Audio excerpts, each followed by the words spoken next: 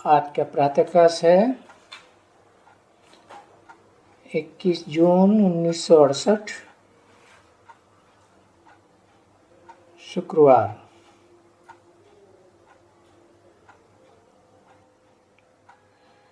ये रूहानी बच्चे ये तो जानते हैं कि हम अपनी दैवी राजधानी स्थापन कर रहे हैं।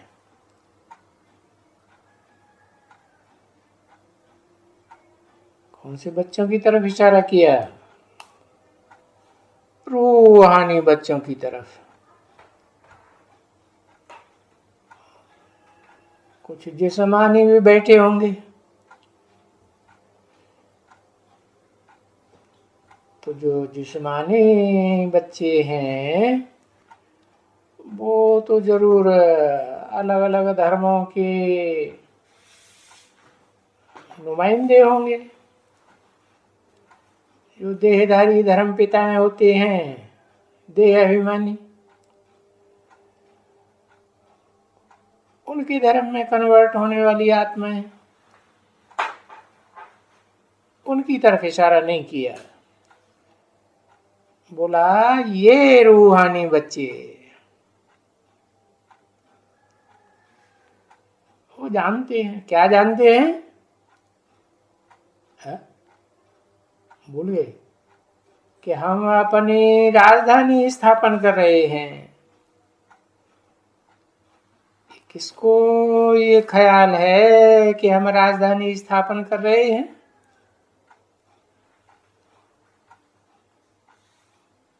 रूहानी बच्चों को ख्याल है। और ये रूहानी बच्चे राजाएं भी हैं। राजा भी बनते हैं तो कोई जन्म में प्रजा भी बनते हैं। बाकी पुरुषार्थ तो सभी करते हैं जरूर। किस बात का है? कि राजयोग सीख करके राजा बने और जन्म जन्मांतर बने। तो जो जास्ती पुरुषार्थ करते हैं वो जास्ती प्राइज पाते हैं। ये कामन कायदा है।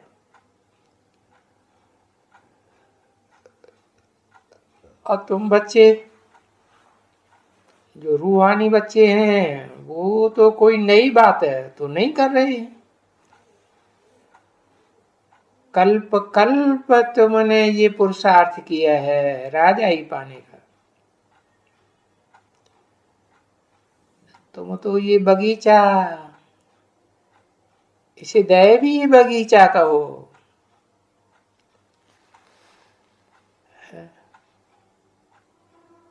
देवताओं का बगीचा कहो, देवताओं की राजधानी कहो। आसुरी राजधानी की बात ही नहीं, मारा मारी की राजधानी। अब ये बगीचा क्यों कहा जाता है यहाँ? जैसे ये दुनिया में भी कलयुग का बगीचा है।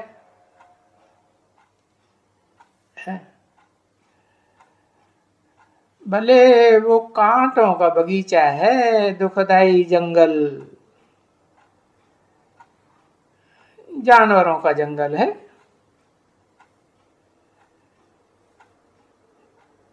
तो भी जानवरों के जंगल में भी कोई बहुत बच्चे हैं।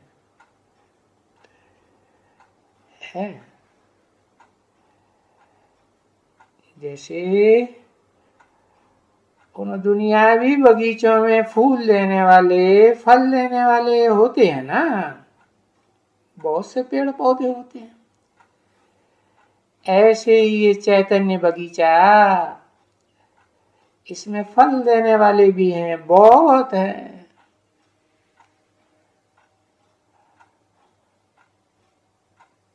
देखो कि पेड़ से कितने आम देते हैं।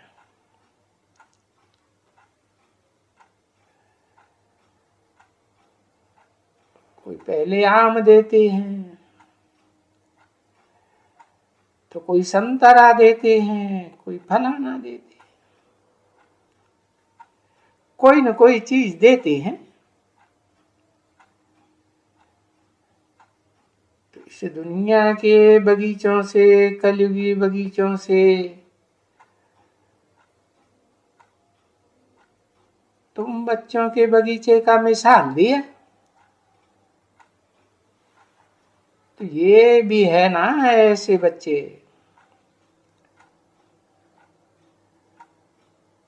फूलों का भी ऐसे ही है, फलों का भी ऐसे ही है।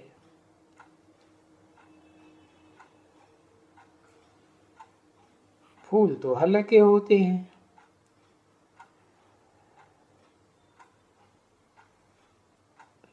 तो इन बच्चों में भी ऐसे ही है, नंबरवार पुरुषार्थ अनुसार। कोई फलीभूत, कोई फूल हैं।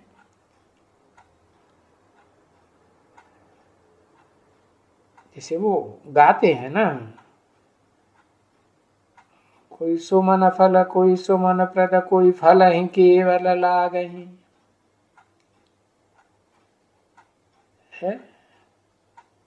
सुमन प्रद माने कोई फूल ही फूल, किसी में बहुत फूल आते हैं, कोई में पत्ते ही पत्ते, हाँ। और कोई में इतने फल आते हैं कि फल ही फल दिखाई पड़ते।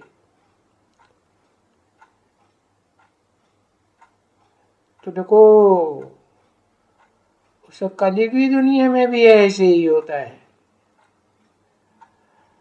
और जो नई दुनिया बाप स्थापन करते हैं उसमें भी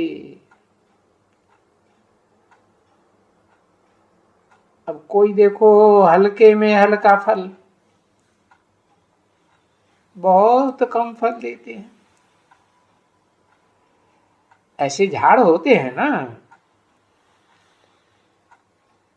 इससे इसको सस्ता फल मिलता है।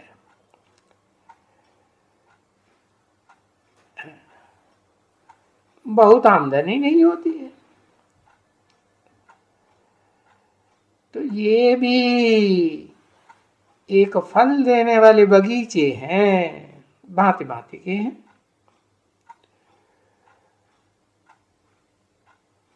कोई तो बड़ा फर्स्ट क्लास, आम ही आम देने वाले।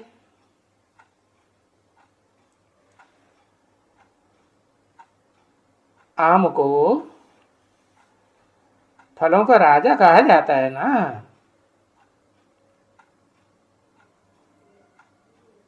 हाँ, आफू से आम देखा है इनमें, अभी ये बढ़ रहे हैं, क्योंकि ये झाड़ों की स्थापना हो रही है।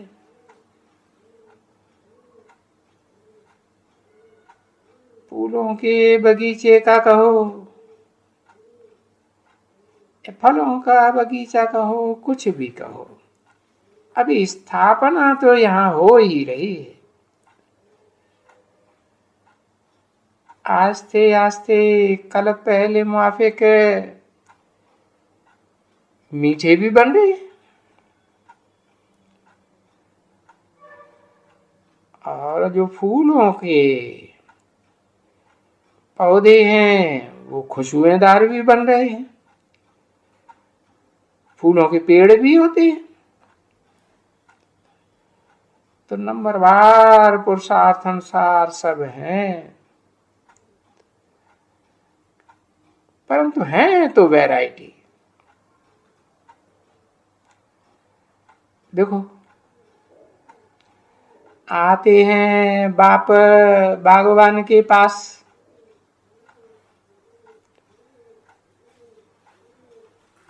तो कोई तो मुकड़ाई देखने के लिए आते हैं बाप का।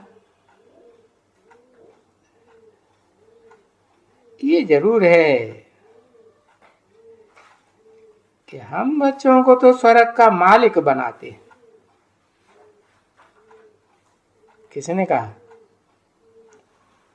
है? ब्रह्मा बाबा ने कहा हम बच्चों को तो स्वर्ग का मालिक बनाते हैं। ये तो जरूर है,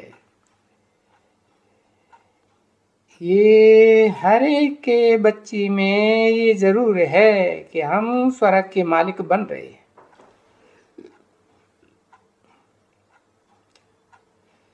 तो इस बात का बच्चों में निश्चय है जरूर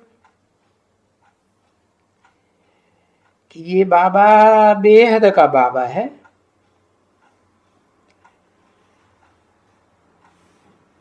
बेहद माना ही 500-700 करोड़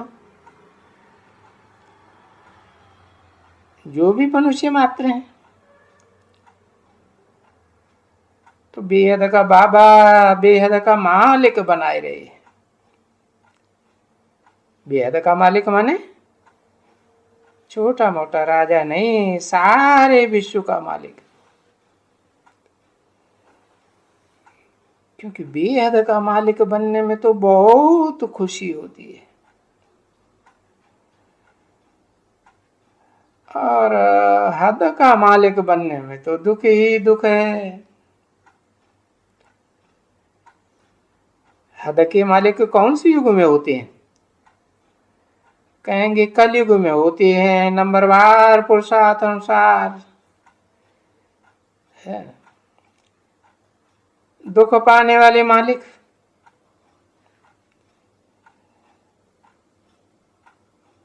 कलयुग के अंत में तो बहुत ही हो जाते हैं। ये भी बच्चे समझते हैं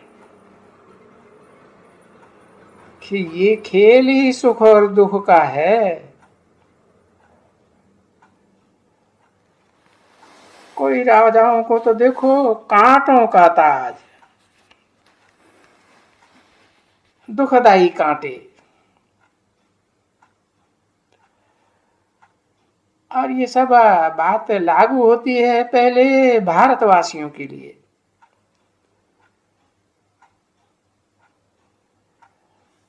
हम बच्चों को, विलायत वालों के लिए तो कोई ऐसा ख्याल भी नहीं आता है। क्योंकि पहले अपने घर को तो देखें, पहले घर का सुधार फिर पर का सुधार। तो घर के ऊपर तो धनी की नजर जाती है ना, घर के मालिक की नजर जाती है। देखते हैं, एक एक बच्चे को देखते हैं है कि ये बच्चे कौन कौन से हैं, इनमें कौन कौन से गुण हैं, है कौन कौन सी शक्तियां धारण करने वाले, कौन कौन से हैं जिनमें अवगुण हैं।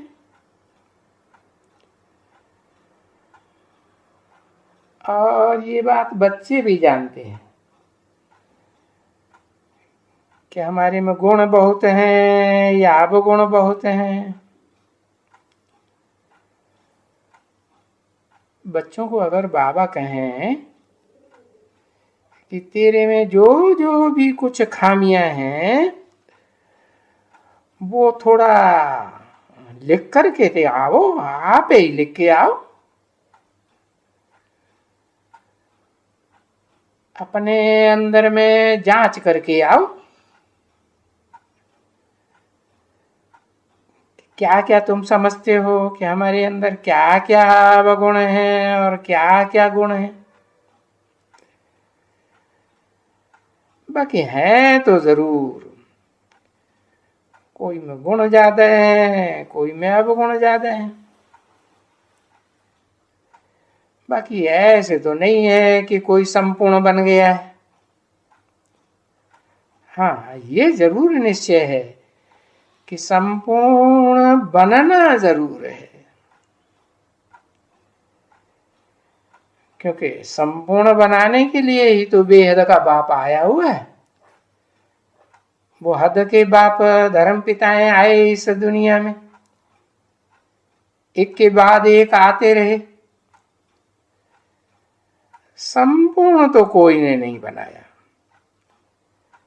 खुद भी अपूर्ण होते गए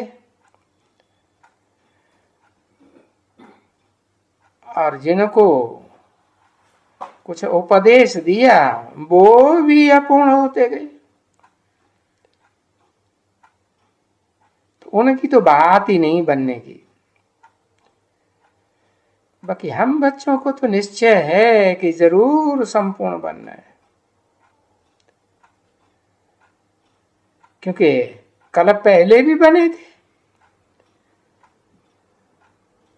कल्प कल्प बने हैं जरूर। इस बात में तो कोई भी संशय नहीं है। परंतु इस वक्त में क्या क्या है वो अपने ऊपर नजर रखनी है।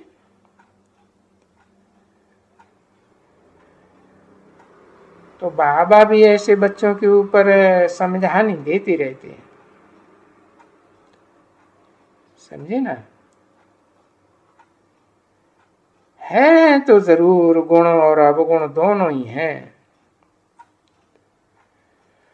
उसमें बाप कहते हैं सभी ये खामी देहाभिमान के कारण खामी होती है। इसलिए बाप घड़ी घड़ी याद दिलाते हैं, बच्चे आत्माभिमानी बनो। आत्माभिमानी बनेंगे तो ऑटोमेटिक गुण आते जाएंगे। ये देह अभिमान बहुत हैरान करता है, बहुत तंग करता है। अरे बच्चों की अवस्था को ऊंचा चढ़ने ही नहीं देता। उसके लिए पुरुषार्थ जो भी करना है बिल्कुल ही एक्यूरेट पुरुषार्थ करना चाहिए। और ये भी जानते हो कि सभी को ये देह है जिसमें देवहान भरा हुआ है, ये देह ये शरीर छोड़ करके तो जाना ही है। परंतु गुण ही गुण धारण करके जाना है, अब गुण छोड़ के जाना है। कर्मातीत अवस्था में जाने का भी तो अर्थ बाप समझाते हैं ना, कि कर्मेंद्रियों से कर्म करते आत्मिक स्टेज रहे, बाप की याद आए, देवान टूटता जाए। जब जाना ही है तो कोई भी बीच में ये कमियां नहीं होनी चाहिए, कोई खामी नहीं। जैसे बाबा कहते हैं ना, अरे तुम हीरे बनते हो तो ऐसे हीरे बनना है जो कोई फ्ला ना हो, फ्लॉलेस हीरो।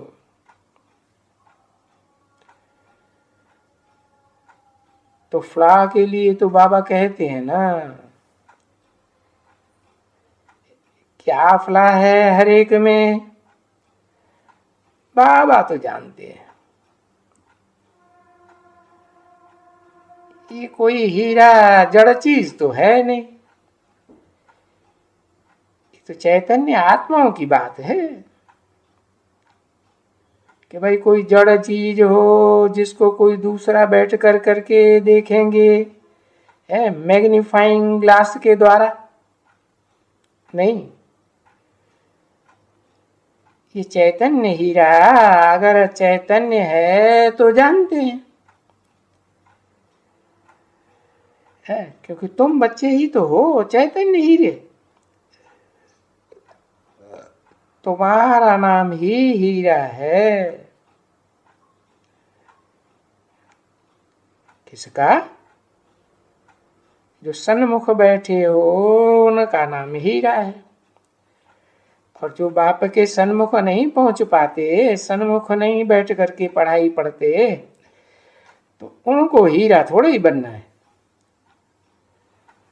कोई मोती बनेंगे, कोई माणिक बनेंगे, कोई मूंगा बनेंगे। अनेक प्रकार के रत्न होते हैं ना।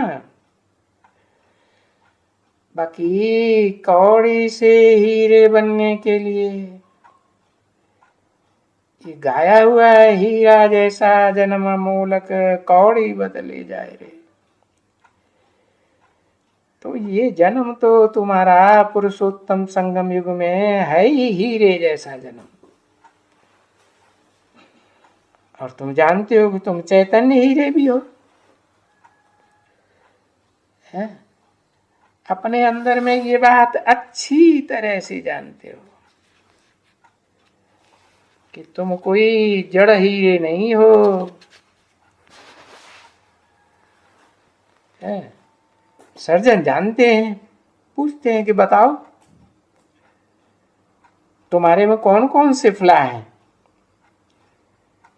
जो तुमको आगे बढ़ने ही नहीं देते हैं। ये फ्ला तुमको आगे बढ़ने में अटक डालते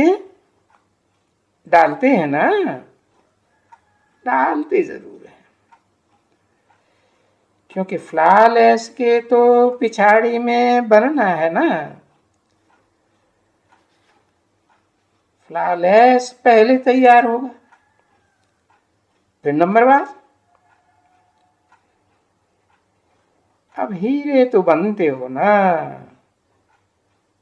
कौड़ी से हीरे जैसे बनते हो। कौड़ी क्यों कहा है? कि बुद्धि कौड़ी में ही लगी रहती है। तो ये कौड़ी कौन सी है? वो सभी याद निकालनी है बुद्धि में से। वो कौड़ी की याद ऐसे निकल नहीं सकती है? याद रहेगी तो कीमत बहुत कम हो जाएगी। अगर नहीं निकालते हैं तो कीमत कम हो जाएगी। अभी हो तो चैतन्य निकालना है। अगर नहीं निकालते हैं तो वैल्यू कम हो जाती है बच्चों की, ये भी जानते हैं। 21 जून 1968 की प्रातः क्लास का दूसरा पेज, शुक्रवार। क्योंकि ये भी तो जवाहरी है? पक्का पक्का बराबर का जवाहरी है एकदम। भी क्यों लगाया है? भी लगाने का कारण क्या है? इसलिए लगाया कि ऐसा पक्का पक्का बराबर जवाहरी एकदम और भी है। ये कहा, ये तो बाजू वाली में बैठा हुआ ब्रह्मा बाबा को बोला, क्योंकि शिव बाबा ब्रह्मा की बाजू में ही बैठे हुए थे। तो बताया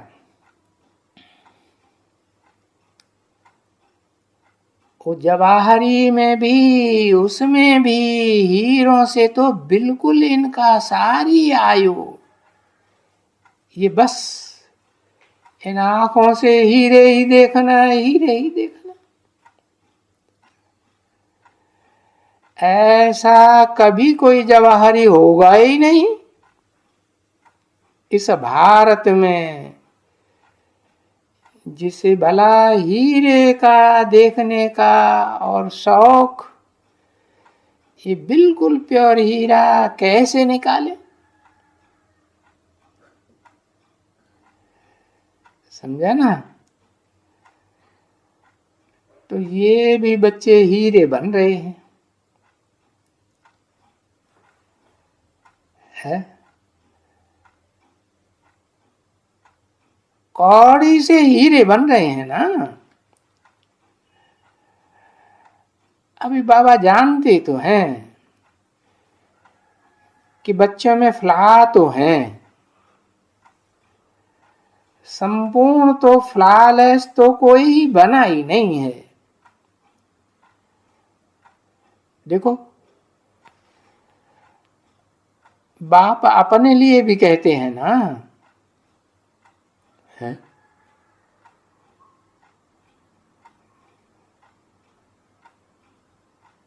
शिव बाबा, है? कौन से बाप कहते हैं अपने लिए, है? कौन से बाप अपने लिए कहते हैं, है? कि फ्लॉलेस अभी बने नहीं हैं, है? बता भी दिया, शिव बाबा। इस सृष्टि पर सदा कायम रहने वाली कोई आत्मा है ना, हाँ, तो बताया शिव बाबा। शिव बाप की बात नहीं बताई,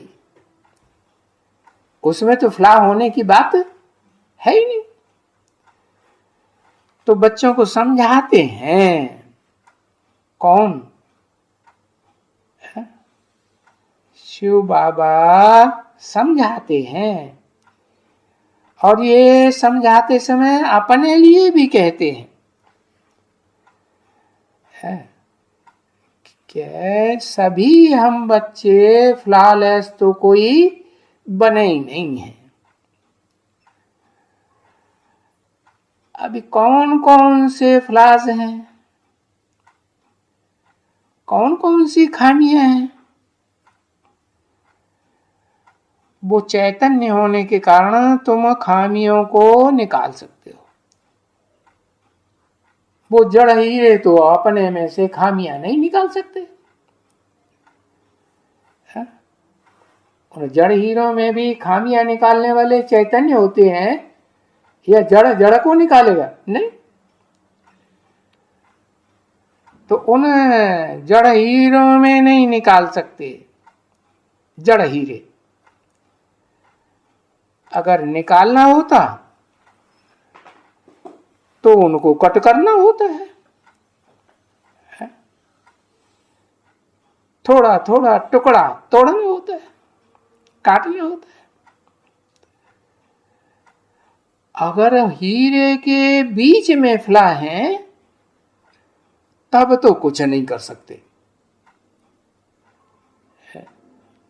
निकाल ही नहीं सकते। पर तुम बच्चे तो चैतन्य है ना, वो हीरे तो जड़ हैं जिनके बीच में अगर फ्ला है तो निकाल नहीं सकते। और तुम चैतन्य हीरों में जो सच सच हीरे जैसे बनने भी हैं,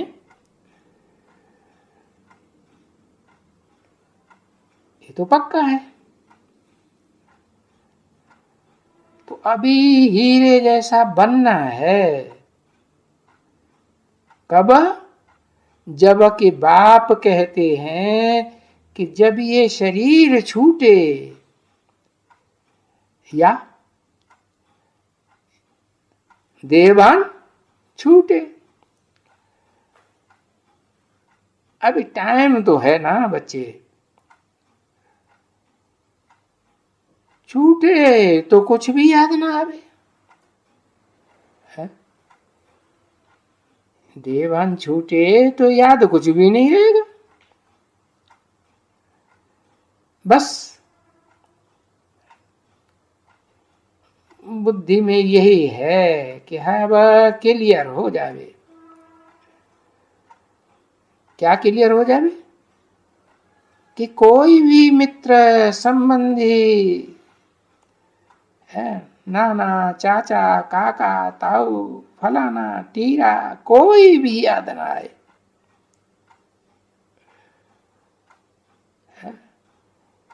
इन सब संबंधों से पल्ला छुड़ाना है।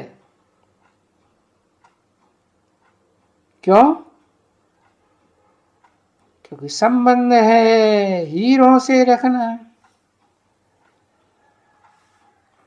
हीरे बनना है, हीरों से ही संबंध रखना है।